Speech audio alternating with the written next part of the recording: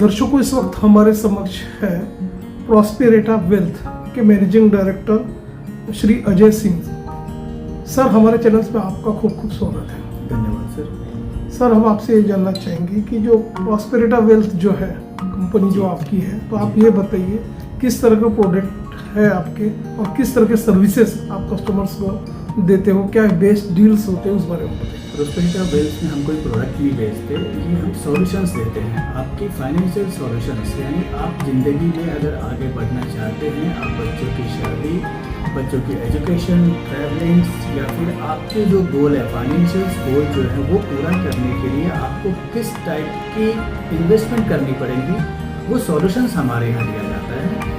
वो यहाँ पे इंश्योरेंस भी है, म्यूचुअल फंड्स भी है, बॉन्ड्स भी है, स्टॉक्स भी है, एनपीएस है, पेंशन फंड्स है, सभी चीज़ें, रिटायरमेंट सॉल्यूशंस वगैरह सभी है। आपको अगर टैक्स बचानी है तो टैक्स बचाने के लिए कौन सी प्रोडक्ट में आपको इन्वेस्ट करना है, अगर आपको बच्चों के एजुकेशन के लिए तो उसके लिए कौन सी प्रोडक्ट चाहिए, आप अपनी अगर रिटायरमेंट के लिए कर रहे हैं तो क्या चाहिए, अगर आपको मंथली पेंशन जैसे SWP चाहिए तो वो सभी सॉल्यूशंस हम देते हैं। यहाँ पे आप म्यूचुअल फंड्स में या तो लमसम भी कर सकते हैं या तो फिर मंथली भी कर सकते हैं, जिसे कि हम SIP बोलते हैं। आज भी काफ़ी सारे लोगों में ये धारणा है कि SIP अलग है, म्यूचुअल फंड अलग है। बिल्कुल नहीं। अगर आप SIP यानी मंथली इन्वेस्टमेंट करते हैं म्यूचुअल फंड में तो उसको हम SIP बोलते हैं। लेकिन फाइनेंशियल अवेयरनेस अभी भी बहुत ज़्यादा नहीं है लोगों में, जिसके कारण वो FD या बाकी सभी प्रोडक्ट्स में इन्वेस्ट कर रहे हैं। अभी ये भी देखा कि जो यंग जनरेशन है, इनको इन्वेस्टमेंट प्लान उनको काफ़ी समझ आ चुका है, वो जाने अनजाने शेयर्स में भी काफ़ी इन्वेस्टमेंट करते हैं, लेकिन जैसा उन्हें रिटर्न्स चाहिए वो रिटर्न्स मिलता नहीं है।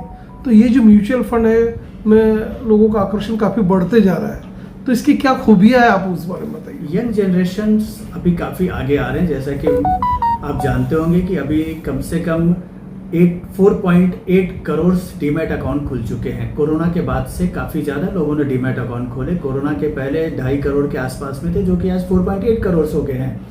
लेकिन ये जो मार्केट जो क्रैश हुई, मार्केट क्रैश होने के कारण डीमैट अकाउंट फिर से काफ़ी बंद होने लगे। इसका कारण ये था कि हमारे युवा लोग, जब मार्केट बढ़ रही थी कोरोना के बाद, तो उन्होंने बिना सोचे समझे इन्वेस्टमेंट स्टार्ट कर दिए। वो रिटर्न्स के लालच में आ गए। उन्होंने ये देखे कि इस मार्केट से 30 to 50% तक की रिटर्न मिल रही है, लेकिन उस रिटर्न के लिए सावधानियां क्या बरतनी चाहिए, किस टाइप के फंड लेने चाहिए, कौन से स्टॉक्स लेने चाहिए, वो स्टॉक्स या फंड्स उनके गोल को मैच कर रहे हैं क्या, उन्होंने ये सभी चीज़ों की तरफ ध्यान नहीं दिए। DIY जिसको बोलते डू इट योरसेल्फ, इस तरह से उन्होंने लोगों ने गूगल से रिटर्न्स देख करके इन्वेस्टमेंट चालू की, जो कि बिल्कुल गलत था। और वही गलती के कारण आज उनको ये भुगतना पड़ रहा है कि उनकी जो भी वैल्यू से काफ़ी गिर गई है मार्केट गिरने के बाद में। तो अगर वो किसी एडवाइज़र से सलाह लेकर के करे या तो फिर पूरे स्टॉक्स या म्यूचुअल फंड्स के रिसर्च करके करे तो शायद ये नुकसान नहीं होता था।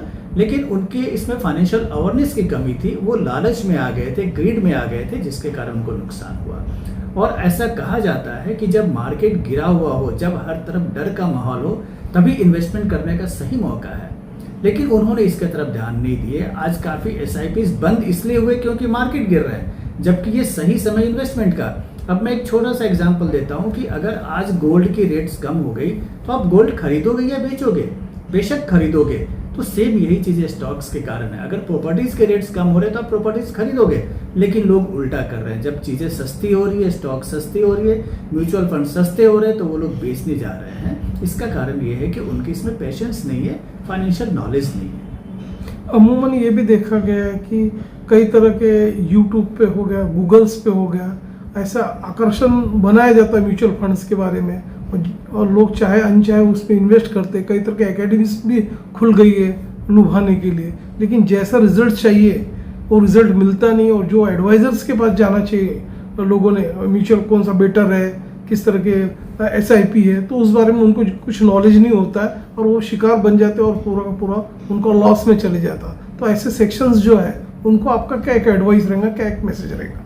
मैं इन्वेस्टर्स को यही सलाह देना चाहूँगा कि जब भी वो म्यूचुअल फंड्स या किसी भी फाइनेंशियल इसमें इन्वेस्ट करते हैं, तो सबसे पहले उस प्रोडक्ट्स की क्रेडिबिलिटी और उसके साथ में एडवाइजर्स की क्रेडिबिलिटी भी देखना चाहिए कि वो उस एडवाइजर्स की एक्सपीरियंस कितनी, उस एडवाइजर्स की नॉलेज कितनी है। आज दिक्कत ये हो रहा है कि लोग यूट्यूब वगैरह देख करके प्रोडक्ट में इन्वेस्ट कर रहे हैं। आज कोई भी रील बना लेता है, एक रील बना ली उन्होंने यूट्यूब पे डाल दिए, फिर वो सोचते फेमस हो गए, उनके पास में क्लाइंट्स मिलने लगेंगे। बिल्कुल नहीं। आज हम 2003 करीबन 22 साल से इस फील्ड में, हमने 3 साइकिल्स मार्केट का देखे हुए हैं। 2008 की मार्केट भी हमने देखी हुई जो कि 60% तक की मार्केट गिरी थी। 2009, 2012, 18, 20 ये सभी मार्केट्स हमने देखे हुए हैं। तो मेरी इन्वेस्टर से यही सलाह है कि आप किसी भी एडवाइजर्स के जानने के पहले आप उनकी भी जानकारी ले लें, उनके बारे में भी पता कर लें कि उनको इस प्रोडक्ट्स की कितनी नॉलेज है और वो कितने साल से इस फील्ड में काम कर रहे हैं। अगर वो सही जगह जाएंगे, जैसे बोला जाता है कि अगर आपको कोई सामान खरीदना हो तो आप सही दुकान में जाओ, उसी तरह अगर आपको इन्वेस्टमेंट करनी हो तो आप सही जगह जाएंगे तो शायद ये गलतियां नहीं हो पाएंगे उनसे और वो नुकसान होने से बच जाएंगे। और ये भी देखा गया कि कई तरह के म्यूचुअल फंड्स में जो अभी जैसे लोग इन्वेस्ट कर लेते हैं जबकि उनको ज़्यादा जानकारी नहीं होती, तो यूट्यूब में तो सारा के सारा शो ऑफ होता ही है।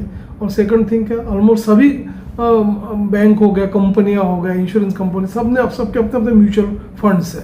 तो एक्चुअली में एक संभ्रम का भी वातावरण रहता है कि कौन सा म्यूचुअल फंड बेनिफिशियल है, कौन सा स्टॉक में अप में है, डाउन में है, उसके बारे में लोगों को नॉलेज नहीं होता। तो नॉलेज वो कैसे हासिल कर सकते हैं, उस बारे में आप बताइए। देखिए, म्यूचुअल फंड और स्टॉक्स में मेन यही डिफरेंस है कि जब आप स्टॉक्स खरीदने जाते हो, शेयर्स खरीदने जाते हो, तो वहाँ पे एक लिमिट रहती है कि आप ज़्यादा से ज़्यादा 8 से या 10 शेयर खरीद लोगे। जैसे आज आपको MRF की शेयर लेनी है तो MRF की शेयर 1 लाख के आसपास में है। पेज इंडस्ट्रीज लेनी है, वो भी काफ़ी महंगी है। लेकिन वही चीज़ें जब आप म्यूचुअल फंड में लेने जाते हो तो वहाँ पे आपको कम से कम 40 से 50 स्टॉक्स की पोर्टफोलियो मिलती है। और म्यूचुअल फंड भी समय के हिसाब से बने हुए हैं। अगर आपको 2 दिन से 2 साल तक लेना है तो फिर उसके लिए डेट फंड है ना, आप उसके लिए इक्विटी में क्यों जाते हो? डेट फंड जो कि मार्केट में पैसे नहीं लगते, वहाँ पे रिस्क नहीं के बराबर है। आपको अगर 2 से 4 साल तक की होराइजन है, उतने समय के लिए आप ले रहे हो तो हाइब्रिड फंड लीजिए। अगर आप इक्विटी में आना चाहते हैं, रिटर्न बनाना चाहते हैं, तो फिर आपको 5 साल से ऊपर का ही समय लेना पड़ेगा, तभी आप इक्विटी लो। तो यहाँ पे अगर आप समय के हिसाब से, आपके गोल के हिसाब से अगर आप इन्वेस्टमेंट करते हो तो शायद कभी भी नुकसान नहीं होंगी, उस नुकसान से आप बचा जा सकता है। आज लोगों में ये धारणा बन गई थी, पिछले 3-4 सालों में mid cap and small cap ने रिटर्न 50 से 60% दिया था, तो सभी मिड कैप और स्मॉल कैप में भागने लगे थे, जबकि ये मार्केट में सबसे ज़्यादा मार उसी पे पड़ी हुई है। तो मिड कैप और स्मॉल कैप 8 से 10 साल के ऊपर का अगर आपके पास में समय है तभी उस फंड्स में जाना चाहिए। तो मेरी यही निवेदन है इन्वेस्टर से कि आप अपने गोल्स के हिसाब से इन्वेस्टमेंट करें। मैं बार बार यही चीज़ें बता रहा हूँ कि पहले आप अपनी गोल देखिए, उस गोल से आपकी वो फंड्स मैच हो रही है क्या, तभी आप इन्वेस्ट कीजिए। शहर और विदर्भ के दर्शक प्रॉस्पेरिटी वेल्थ के डायरेक्टर अजय सिंह सर को लाइव देख रहे हैं। इवन आपका फ़ोन नंबर और एड्रेसेस हमारे स्क्रीन पर फ्लैश हो रहा है, उसे देख के हमारे दर्शक आपसे डायरेक्ट संपर्क कर सकते हैं।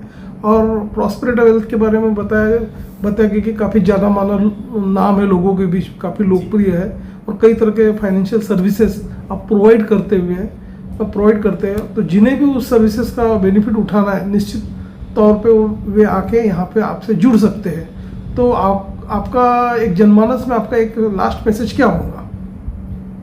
समय के हिसाब से इन्वेस्ट करें, लालच में ना आए, आप अपनी ज़रूरत के हिसाब से फंड सेलेक्ट करें और उसके लिए प्रॉस्पेरिटी में सही गाइडेंस आपको हमेशा मिलेगा। और ज़्यादा से ज़्यादा एडवाइस के लिए यदि लोग आपकी तरफ आते हैं, आपसे कांटेक्ट करते हैं, तो किस तरह से वो अप्रोच कर सकते हैं, ऑनलाइन ऑफलाइन? सर, आप ऑनलाइन व्हाट्सएप या फिर आप ईमेल वगैरह से भी आप कांटेक्ट कर सकते हैं। फ़ोन नंबर हमारा, आप कभी भी फ़ोन करिए, 24 आवर्स हमारी सर्विस अवेलेबल है। अदर सिटीज़ में भी हमारी सर्विस है, आप कहीं भी किसी भी शहर से आप बात कर सकते हैं, हमारी सलाह हमेशा आपको मिलेगी। तो दर्शकों, ये थे अजय सिंह सर, जिन्होंने बताया कि सिस्टमैटिक इन्वेस्टमेंट प्लान और किस तरह फाइनेंशियल अरेंजमेंट किस तरह से प्रॉपर करना चाहिए और क्या उसकी गाइडलाइंस है, किस तरह से एडवाइस लेना चाहिए, ये सारा का सारा डिटेल्स आपने बताया हुआ है। निश्चित तौर पे जो भी इन्वेस्टर्स डायरेक्ट आपसे देख रहे हैं तो वे आपसे डायरेक्ट संपर्क करेंगे।